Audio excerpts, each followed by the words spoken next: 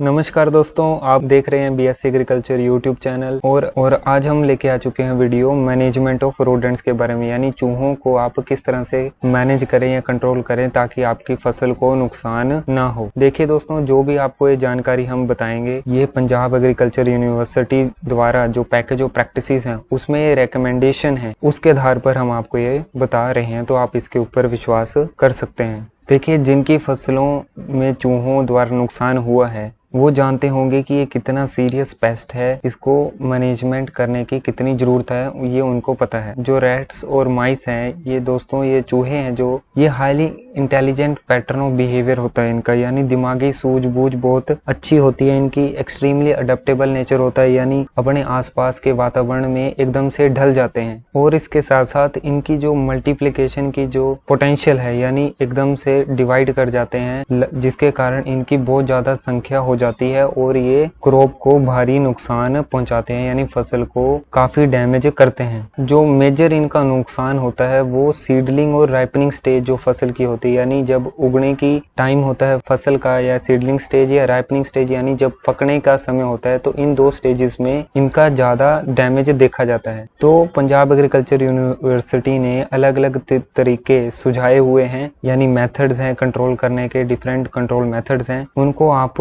देख सकते हैं इस वीडियो में। टाइमलाइन में टॉपिक के हिसाब से आपको इंडेक्स दिया होगा, आप जाके देख सकते हैं जिस मेथड का आपको ज्यादा बेनिफिट लगे। देखिए, तरीके बहुत तरह के हैं। पहला तरीका तो है कि रासायनिक तरीका होता है जिसको केमिकल कंट्रोल हम बोल सकते हैं। दूसरा है यांत्रिक तरीका, यानी मैकेनिकली हम किस तरह से कंट्रोल कर सकते हैं। तीसरा है कल्चरल कंट्रोल, यानी व्यवहारिक नियंत्रण, या जिसको आप बोलते हो रवायती तरीके किस तरह के, कृषि कार्यों में हम कैसे चेंज लेके आ सकें जैसे कि इस तरह की प्रॉब्लम ना आए, तो ये कल्चरल तरीका भी हो सकता है। और अंत में जैविक नियंत्रण तो है ही, या कुदरती तरीके इसको कंट्रोल करने के। तो अगर रासायनिक तरीके की बात करें, केमिकल कंट्रोल की बात करें, तो उसमें आता है पॉइजन बेट प्रेपरेशन का, यानी चोग तैयार करना, पंजाबी में इसको बोलते हैं कि इस तरह का चोग तैयार करना, बेट तैयार करना या पॉइजन फूड तैयार करना ताकि रैट उसको खाए और वहीं पे मर जाए। तो पॉइजन बेट प्रेपरेशन, पॉइजन यानी जहरीला, बेट यानी चोग या खाना, इस तरह का तैयार करना, प्रेपरेशन यानी विधि। तो पॉइजन बेट प्रेपरेशन को हम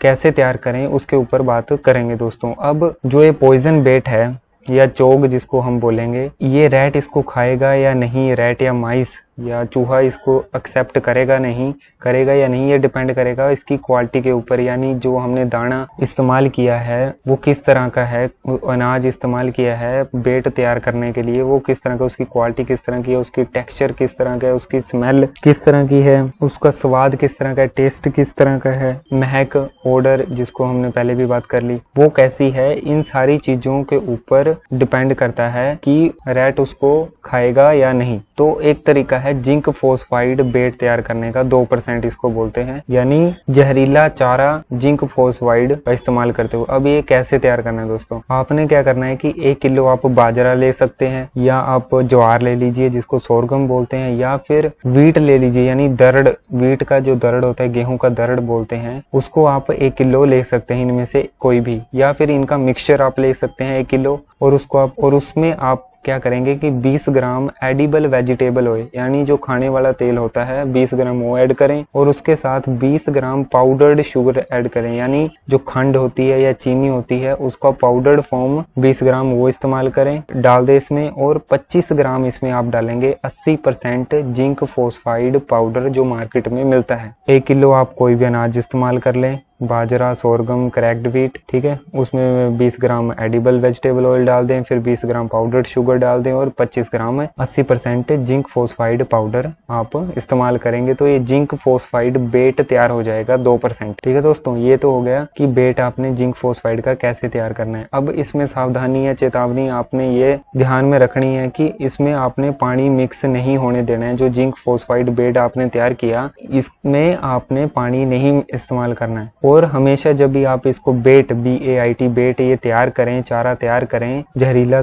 चारा, तो हमेशा ताजा तैयार करें, फ्रेश प्रिपेयर्ड हो, है ना। और जब आप खेतों में इसको इस्तेमाल करेंगे तो मिनिमम जिंक फॉस्फाइड जो बेटिंग्स है, 2 बेटिंग्स के बीच में आपने 2 महीने का गैप रखना है कम से कम, ठीक है। अगर आपने आज जिंक फॉस्फाइड का डाल दिया बेटिंग तैयार करके खेतों में, तो आपको अगली बार 2 महीने के बाद इसको इस्तेमाल करना है। और जहां तक चूहे इसको खाएंगे या नहीं, इसकी एफिशिएंसी बढ़ाने के लिए आप क्या करें कि पहले सारी चीजें डालें जो आपको बताई, सिर्फ जिंक फॉस्फाइड ना डालें और खेतों में ऐसे रखें। अब कैसे रखेंगे आप, वो ऐसे उसको बोलते हैं प्री बेटिंग, ताकि उसको इस तरह के खाने की आदत डल जाए। तो इसके लिए आप क्या करेंगे कि बाजरा और सोरगम या क्रैक्ड व्हीट या जो भी है, जो भी आपको अनाज बताए, इनका मिक्सचर ले लीजिए या अकेले में ले लीजिए। तो उसको ऑयल वगैरह डाल के, पाउडर्ड शुगर जो आपको बताई 20 ग्राम, वो डाल के आपने प्रति एकड़ 400 ग्राम 40 जगह पे एक कागज के ऊपर 2 या 3 दिनों तक रखना है, ठीक है। 40 जगह पे 400 ग्राम, मतलब 400 ग्राम प्रति एकड़ आपने इसको बांट देना है 40 जगह पे, 40 बेट पॉइंट्स पे। वो आप कहाँ पे रखें कि एक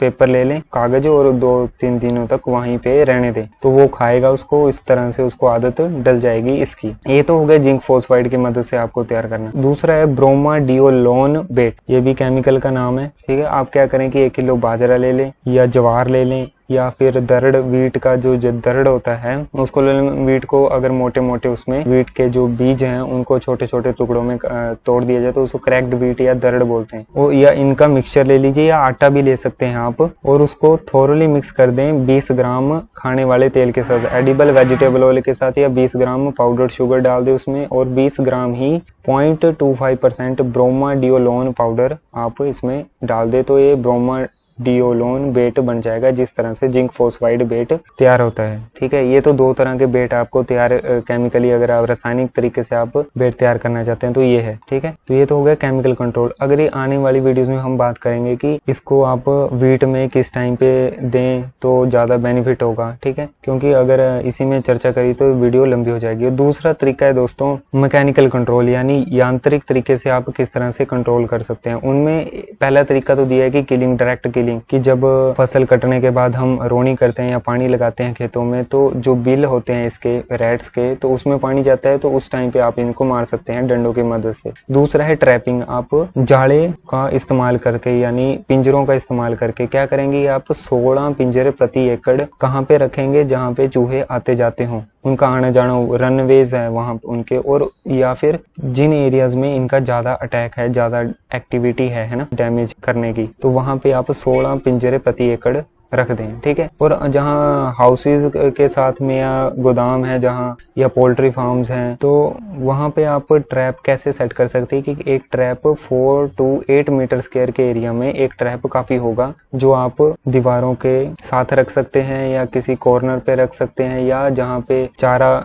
जहाँ पे आप अनाज वगैरह स्टोर करते हैं उनके पीछे रख सकते हैं, बीन्स के बॉक्सेस के संदूकों के पीछे रख सकते हैं इस तरह के ट्रैप्स को। 1 ट्रैप 4 से लेके 8 मीटर स्क्वायर, अगर घर वगैरह के एरियाज में रखना, अगर खेतों में करना है तो 16 ट्रैप प्रति एकड़ आप रख सकते हैं। और आपने क्या करना है कि जब भी जो चूहे पकड़े गए, इनको आप पानी में डुबो के मार सकते हैं, ऐसा पंजाब एग्रीकल्चर यूनिवर्सिटी बताती है। और इंटरवल जो 2 ट्रैपिंग्स के बीच में सेम लोकेशन पे आपने कम से कम 30 दिनों का तो रखना ही है, कि ऐसा नहीं है कि पिंजरा अगर आपने एक चूहे पकड़े हैं एक जगह पे, तो 30 दिनों के बाद आप उसकी लोकेशन चेंज कर दें, एक ही लोकेशन पे अपने ट्रैप्स को ना रखें। तो ये तो हो गया मैकेनिकल तरीका या यांत्रिक तरीका चूहों को कंट्रोल करने का। तीसरा तरीका आता है कल्चरल कंट्रोल, यानी आप रवायती तरीके से खेतों में ऐसा क्या करें, कृषि क्रियाएं आप ऐसी इस तरह की करें जिससे कि इनके चांस कम हो, ठीक है, अटैक के।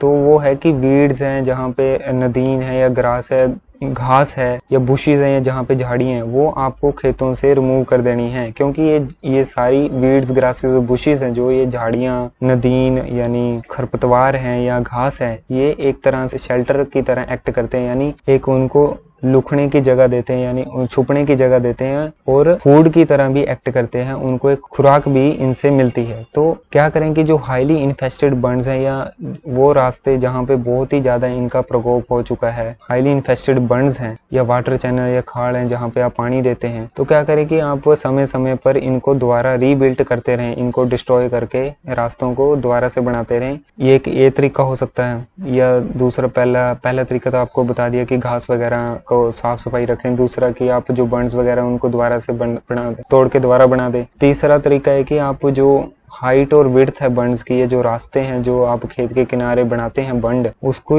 हाइट और विड्थ, ऊंचाई और चौड़ाई को कम से कम रखें, और जो क्रॉप है उसको गिरने मत दें। क्रॉप लॉजिंग नहीं होनी चाहिए, यानी क्रॉप नीचे नहीं बैठनी चाहिए हवा वगैरह से। तो ये कल्चरल कंट्रोल है। और लास्ट तरीका हो सकता है वो कुदरती तरीका, हम कह सकते हैं कि बायोलॉजिकल कंट्रोल है, यानी नेचर द्वारा इसका कंट्रोल, जैसे उल्लू वगैरह है, काइट्स हैं या ईगल्स हैं, हॉक्स हैं या सांप वगैरह है, गो है, मॉनिटर लिजर्ड जिसको बोलते हैं, या नेवला है या बिल्ली है। ये सारे एक चूहों को नेचुरल प्रेडेटर हैं उसके, यानी उसको नेचुरली इनका भोजन है ये, तो हमें इनको भी बचाना है, ये भी खत्म नहीं होने चाहिए। एक साइकिल है, कुदरती साइकिल है, फूड वेब है, जिसको हमें प्रिजर्व करके रखना है, जिससे कि कुदरती तरीके से नेचर चूहों वगैरह को कंट्रोल कर सके। तो दोस्तों, हमने केमिकल कंट्रोल की बात कर ली, पॉइजन बेड प्रेपरेशन किस तरह से बनाए, जिंक फोस्फाइड का या ब्रोमोडियोलोन बेड का, फिर मैकेनिकल कंट्रोल की बात कर ली कि डायरेक्ट किलिंग कर सकते हैं या ट्रैपिंग वगैरह का इस्तेमाल कर सकते हैं। फिर तीसरा कि कल्चरल कंट्रोल कैसे कर सकते हैं, यानी व्यवहारिक तरीके से किस तरह से कंट्रोल करें। लास्ट में बायोलॉजिकल कंट्रोल की बात कर ली, यानी जैविक तरीके से या कुदरती तरीके से कैसे कंट्रोल करें। तो ये बात होगी दोस्तों। फिर अगर आपका किसी भी तरह का सवाल है या आपको इस वीडियो में कोई क्वेश्चन आए तो जरूर आप कमेंट करें, तभी हमें पता लगेगा। तो फिलहाल अगर आप इस वीडियो से आपको कोई इन्फॉर्मेशन मिली है तो आप अन्य अपने किसान दोस्त के साथ भी शेयर कर सकते हैं, जिससे उनको भी फायदा हो। तो फिलहाल दोस्तों, इस वीडियो में इतना ही। नमस्कार।